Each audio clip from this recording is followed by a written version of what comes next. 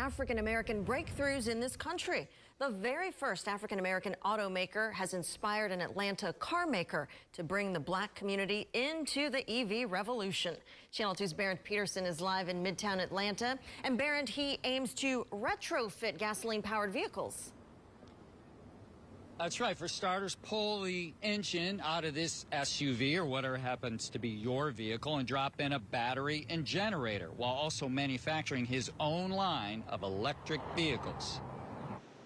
Derek Bailey has always admired trailblazers. Black men have been doing great things throughout history. Bailey builds cars, electric cars, but he's always admired this country's very first, and until himself, only African-American automaker. He was actually born before the Emancipation Proclamation.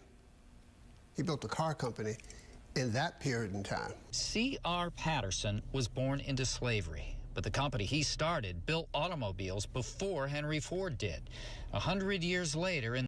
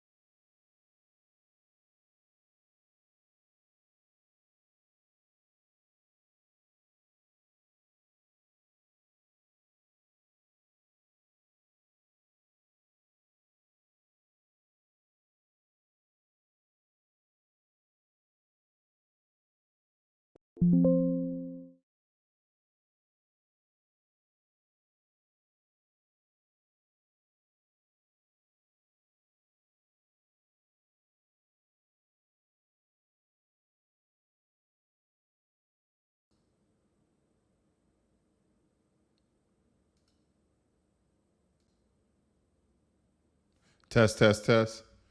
I think you guys should be able to hear me now. Hopefully you guys can hear me now. Let me know in the chat if you can hear me so we can start over. Test, test, test.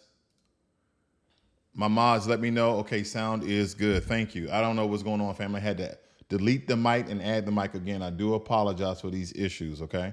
But as I was stating before, that C.R. Patterson's and Sons are the first ones to create the first black-owned car company.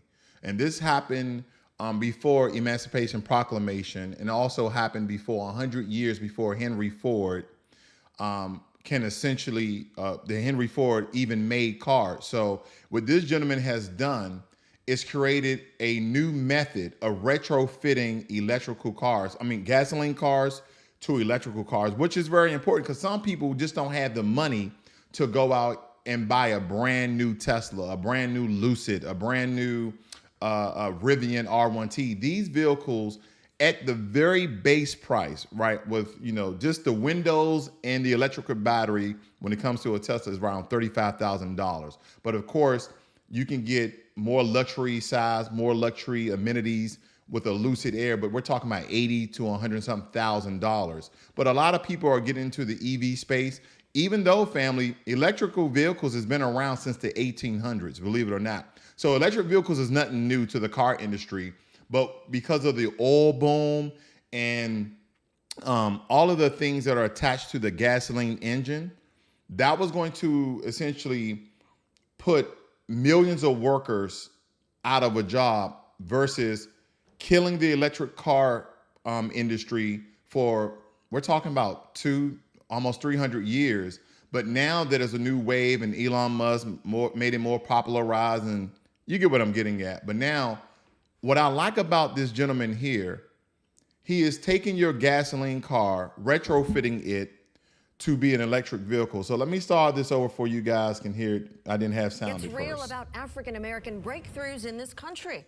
The very first African-American automaker has inspired an Atlanta car maker to bring the black community into the EV revolution. Channel 2's Barron Peterson is live in Midtown Atlanta. And Barron, he aims to retrofit gasoline-powered vehicles. That's right. For starters, pull the engine out of this SUV or whatever happens to be your vehicle and drop in a battery and generator, while also manufacturing his own line of electric vehicles. Derek Bailey has always admired trailblazers. Black men have been doing great things throughout history. Bailey builds cars, electric cars, but he's always admired this country's very first, and until himself, only African-American automaker. He was actually born before the Emancipation Proclamation.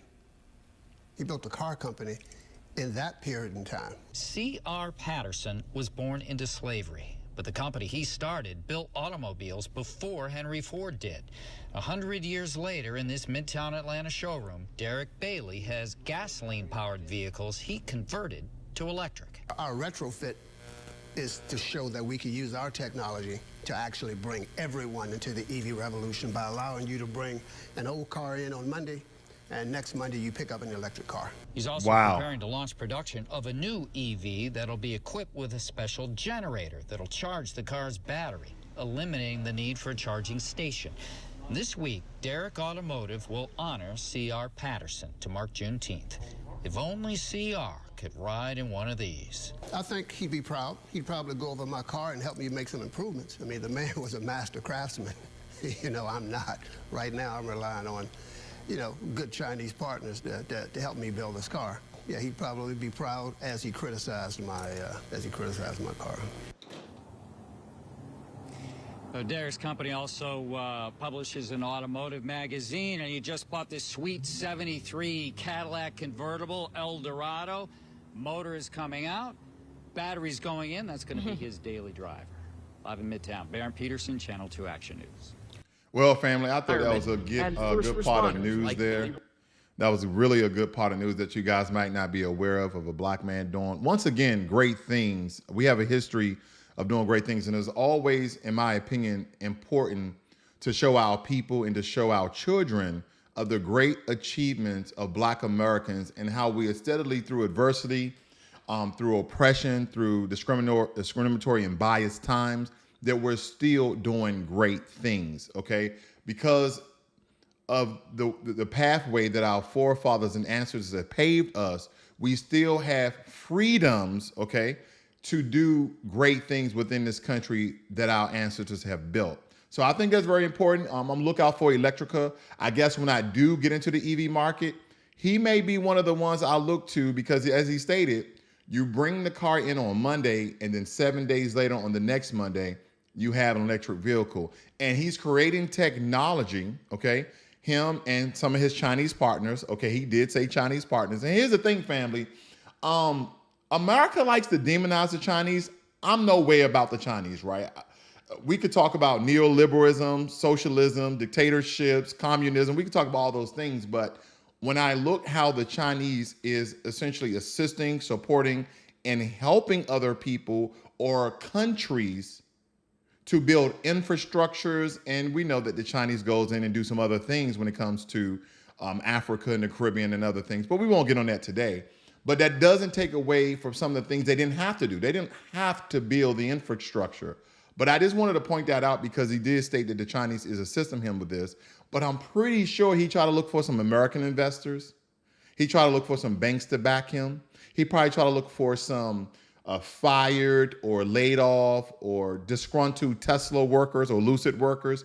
And he probably couldn't get that assistance for the amount of money that he's had. So he had to reach out elsewhere to get that support. But the technology I love in that one is that he's creating the technology where you don't need an electric vehicle car charging station. Think about that. So everyone's developing these technologies where you have these solar panels embedded inside the car body where you're driving down the street. So there's different ways that people are looking at to charge your vehicle, whether it be the integrated solar panels that's kind of like the Tesla solar roof, where the roof is a solar panel, where the car paneling, the roof, the side, the doors, the hood, the trunk, etc., is the solar panels in order to absorb, the UV rays to charge the battery.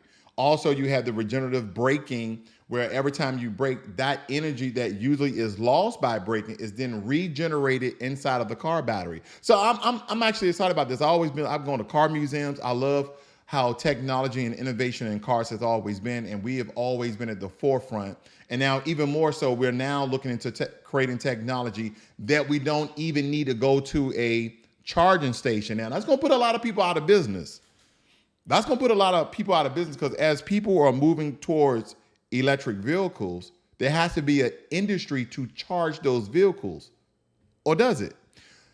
Anything that a black man does, remember the black guy, I forgot the gentleman's name, the inventor who created that machine that literally creates water out of the atmosphere, right? He was going to all of these national disaster towns and areas that their water went bad, black cities. And he was extracting the air, the moisture in the air, and then creating clean, filtered drinking water.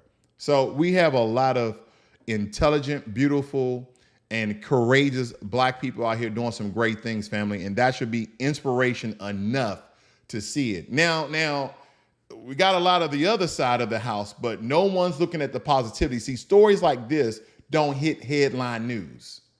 Stories like this don't hit headline news when a black man is creating a car company and converting your gasoline vehicle into a electric vehicle. We're not getting the notoriety and spotlight as it should, okay? So yeah, that's a big thing to me. I love that story right there, family. But I'm gonna move into some speculations that we've been hearing about when it comes to Gabrielle Union and Dwayne Wade. We're familiar with those two, are we not? So in late October, rumors began to spread online that Gabrielle Union and Dwayne Wade were getting a divorce. These rumors were based on a number of factors. It included the fact that the couple had been seen together less often in public. See, everybody's watching you, right? Everybody's judging. That's the problem with social media, in my opinion. But nonetheless, but they had not posted anything about each other on social media in several months. Why do they have to? But where did these rumors come from? I think it's possible that they were started by someone who was simply trying to stir up some trouble, some controversy, some social media, drama. But it's also possible they were started by someone who is jealous of the couple's relationship. Could that be a thing? Whatever the case, it's important to remember that these rumors are just rumors and there's no truth to them. I guess when we look at this story in totality, there is a lot of speculation and no one's really harping on their relationship like it's really important or anything like that. But I think some of the speculation behind this family is how Gabrielle Union and Dwayne Wade are raising one of their male children allegedly as a woman, allowing him to wear dresses. So I think that's why this relationship is getting more spotlight and attention than it would if that wasn't really going on, right? I mean, it would get attention because, hey, he's on the down low. Oh, he's cheated, not just with women, all these alleged accusations. He's not just cheating. This is his second time cheating, and he's been cheating with a male. Now, ever since Dwayne Howard has come out, he hasn't confessed that he likes some bussy every now and again, right? He likes some Boochie Cat every now and again. He hasn't come out and stated that, but he did say, hey, whatever I do in my bedroom is my business, which is absolutely true. But what happens in your bedroom when people publicly start to state things like, he forced me to give me, fellatio or oral sex or whatever the case may be, that is when people take that to social media and to the public stage, that's when everybody else is going to get in your business, right? And again, family, other than the way essentially they're raising their male child, I have no qualms, no quits about what's going on here. And those words I just made up because I don't give a damn. But I do care if you're raising an adolescent who is still trying to figure out themselves, and you're listening at the ideology of this sort of agenda that's being pushed by the Democratic Party. And for those who are new to my channel, I'm apolitical, no Democrat, no independent, and definitely not Republican. That doesn't mean that black people doesn't have conservative values, right? But see, when you're in the limelight and you are pushing a particular agenda and you still want to get paid, in the spotlight, you have to do things that you normally wouldn't do if you was not famous, if you was not well known. It's almost like selling out in a different way. But again, we usually see this from white couples who adopt black children and have them to wear dresses. We have plenty of examples of that. And we just keep pushing this agenda and narrative on our children. Let the children be children. And some people are like, well, if he wants to wear a dress, he wants to wear a dress. Well, let me raise you, okay? And this is my conjecture, and this is my personal viewpoint. Let's raise you the sex that you were born, okay? Well, girls wear dresses, men wear pants. Cool, let's raise you that. And then when you're 18, you're 19, you're 20, and you're outside the house, or you make a decision of what and who that you want to be, then so be it. But you're 10, you're 12, you're 13. You don't even know what life is all about. I talk to my 12-year-old all the time. He has no idea some things that we talk about. Oh, Dad, I didn't know that. Because they're still figuring things out. And guess what? They're figuring life out from you. You are their biggest role model. The mother and the father inside the home are the biggest role models. Besides some teachers at school that might get in their head, and then you have to debunk all the information that the school teachers taught them because they don't teach them correctly. They teach them from an agenda. I digress.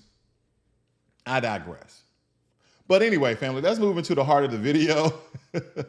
We're talking about today how Mayor Adams, mayor of New York City, had a little visit from the FBI. Let me get up here, family. I had to read the story a couple of times to kind of get the gist of this. Let me make sure everything's in working order. There we go.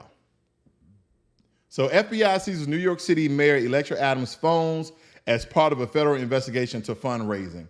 Now, let me tell you something. The FBI is just not going around, and this is part conjecture. I know that black people, we get indicted, we get accusations, we get wrongfully accused all the time.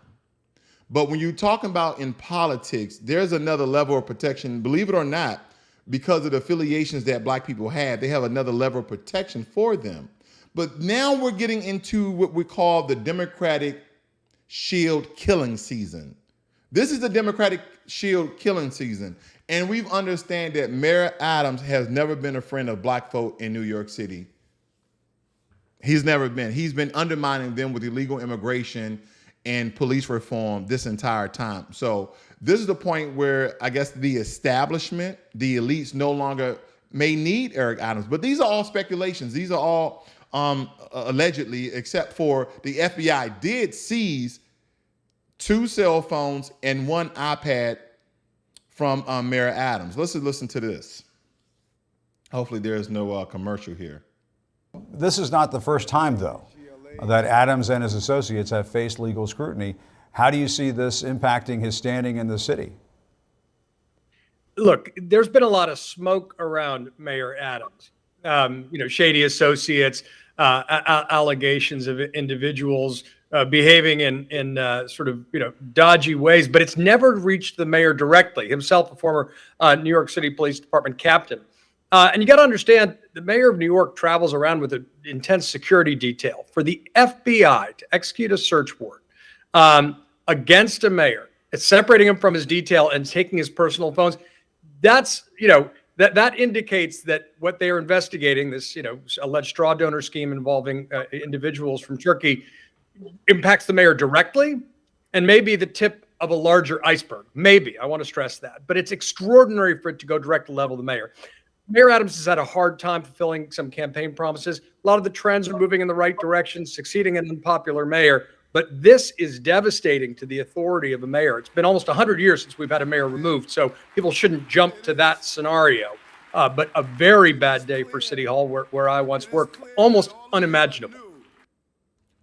All right, so that's the news. A short clipping of what's happening with Mayor Adams of New York. Okay, so I think this calls for some, intellectual breakdown of my thoughts on the matter here. Give me a second here, family. I know I'm looking kind of crazy. I'm looking kind of crazy. Let me do this. Here we go. We got all types of things going on here, okay? We got all types of things going on. But yeah, I think what's important here that we break this down to a point where could Mayor Adams actually was aware of his campaign fundraising manager funneling funds from a Brooklyn construction company into Turkey and then foreignly administering these funds back into his campaign. There's a lot of allegations here because they not only raided and seized Mayor Adams' 2 cell phones, but they also confiscated his iPad. But prior to that, his campaign fundraiser manager was in hot water as well. So there are some things going on in this campaign because here's a rundown, family. Now, the FBI, armed with a court authorized search warrant, they seized his 2 cell phones and his iPad. And this investigation is centered around whether foreign funds, particularly from Turkey, found their way into Adams' 2021 campaign. Adding fuel to the fire, the FBI recently raided the home of Adams' chief fundraiser. Now, if we can explore the speculation a bit further beyond the alleged funneling of foreign money, there's a murmur, there's a chat of sorts that Mayor Adams might have acknowledged, may have knowledge or possibly allowed these activities, all these are allegedly, because this is why they're seizing his cell phone and this is why they're seizing his iPad to see if there is any evidence to bring up charges. Now, there are some speculation, a potential quid pro quo scenario suggesting that the contracts to the construction company involved in the investigation could be linked to these campaign contributions. Now, of course, while Mayor Adams maintains his innocence, has not been accused of any wrongdoing, he's not been accused yet, They just seized his cell phones and iPad. He hasn't been accused. They're like, we don't know if you're guilty or not, but we do want your electronic devices so we can investigate further. That's what this is truly about. They're deep diving. They're really trying to find something because they believe they have enough residue, they have enough information, enough evidence to get a court order to seize your cell phone and your iPad. That is the beginning of a criminal court case. That's what that's about, But as I stated before, he has not been accused of any wrongdoing. Now, the FBI moved to seize his electronic devices, but that does suggest a significant escalation in an investigation. Now, as a former law enforcement member, we have to understand that Mayor Adams emphasizes his commitment to full cooperation, asserting that he has nothing to hide. Doesn't everybody always say that? Remember Bill Clinton? He came on national TV for the entire United States of America and stated that he did not have sexual relations with Monica Lewinsky. I'm gonna touch on that later. I'm gonna leave that where it lies. I'm gonna touch on that later. I want to get back on this Adams because I have a couple more things to say about it because Adams' campaign attorney, Boyd Johnson, states that the mayor promptly complied with the FBI's request, turn over his electronic devices after being approached on the street. And Adams continued to assert his innocence, underlining the transparency and cooperation with the investigation. Now, the FBI, in collaboration with the U.S. Attorney's Office of the Southern District of New York, is focused on determining whether foreign contributions, particularly from Turkey, from Turkish communities in New York, were unlawfully channeled into Adams' campaign. Now, as this unfolding story continues to develop, of course, I'll try to keep you guys updated as much as possible. So what's important here is there's some construction company in Brooklyn, I believe, that is owned by a Turkish community or a Turkish company rather, that somehow funneling of money of foreign campaign contributions from Turkey into Mayor Adams' campaign when he was running for mayor in 2021. But that kind of has me to think about, as I was stating before, it has me kind of think about Bill Clinton or William Clinton, however you want to call him, and how he came on national TV and stated that he didn't have any sexual relation with Monica Lewinsky, and then came out and stated that he did, right? He basically said, I received fellatio in the Oval Office at the Resolute desk. That's what he was saying. And you know, I talked about this, and I'm not trying to gross anyone out, family, but I was thinking that this was all a setup. I want you to think about this, and I'm gonna try to PG-13 this as much as possible. So you have one of these presidential aides that come in, won't say she's attractive, but hey, she's younger than Bill Clinton, so that there's an attraction there, I guess.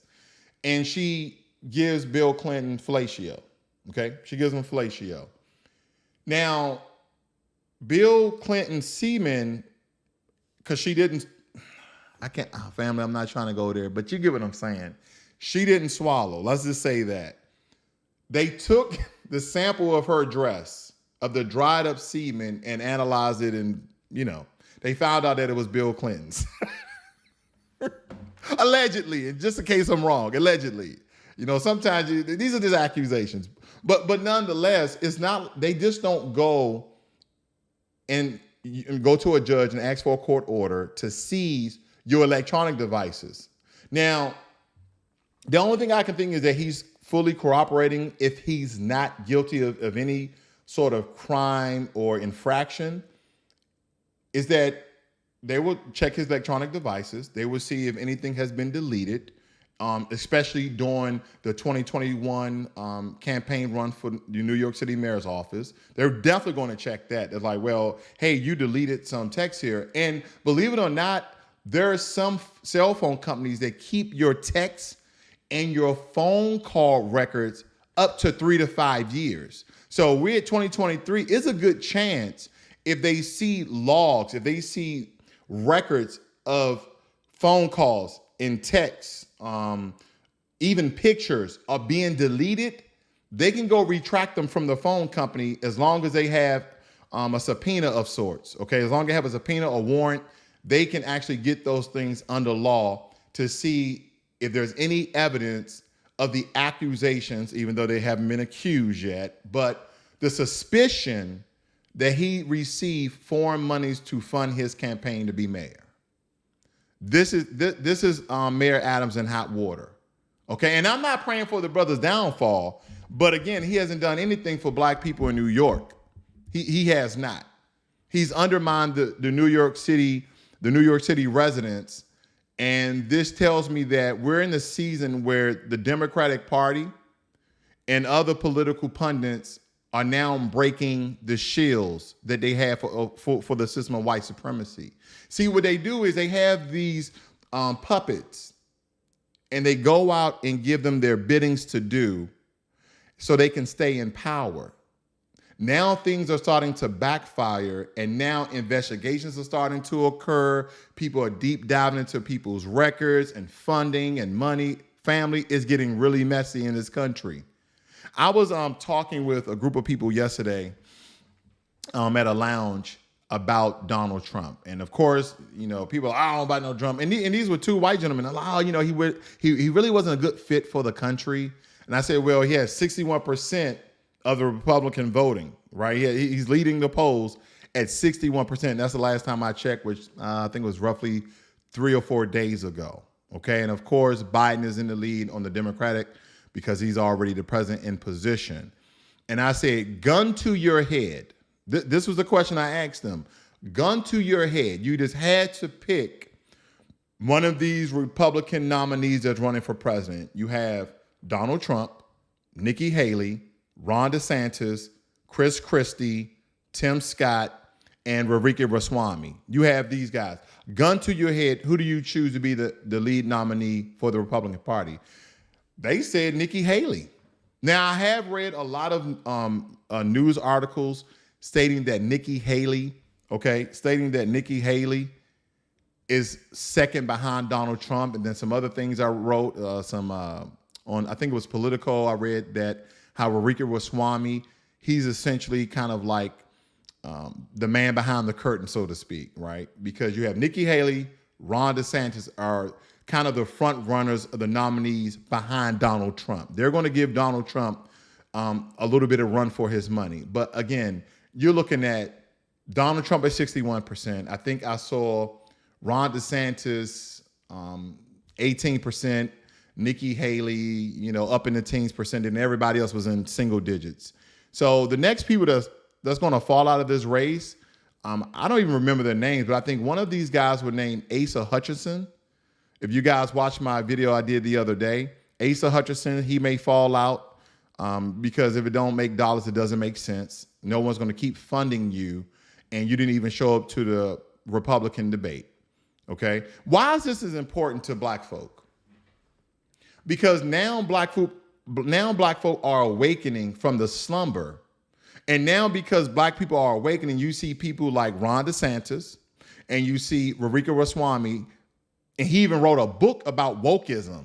Okay, he's actually used one of the most powerful words some of our master teachers, Black Panther Party leaders put out to have black people to be awakened of the slumber of this country and how it is always poised to keep us in a permanent underclass. So they start using all these racial trope words like stop woke or wokeism or anti-woke, all this stupid shit, right? But that word is a replacement word for black people. Stop black people. Stop them from being awakened. We don't want them to now come into the full knowledge of self in the atmosphere that they're living in. And this is very important because here's the thing.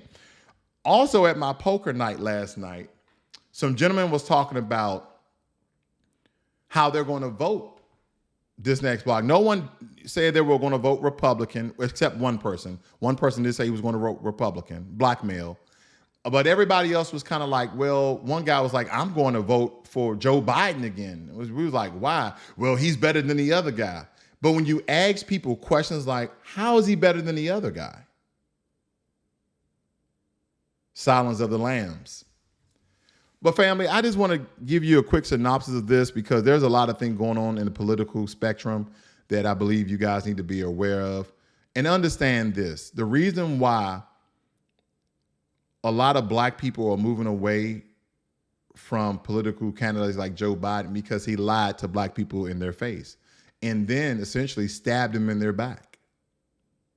You see all the federal funding that illegal immigrants are getting, and then you look at your neighborhood, you look at your infrastructure, you look at your water filtration systems. You have to buy bottled water in the most powerful country in the world.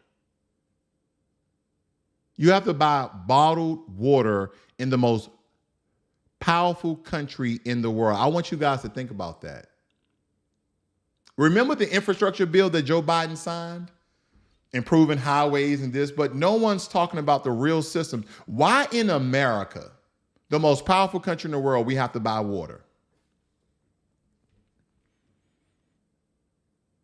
I digress. And of course, a lot of the black communities, water systems are toxic. That's why they have to come in and buy water bottles. They can only pretty much take showers in the water.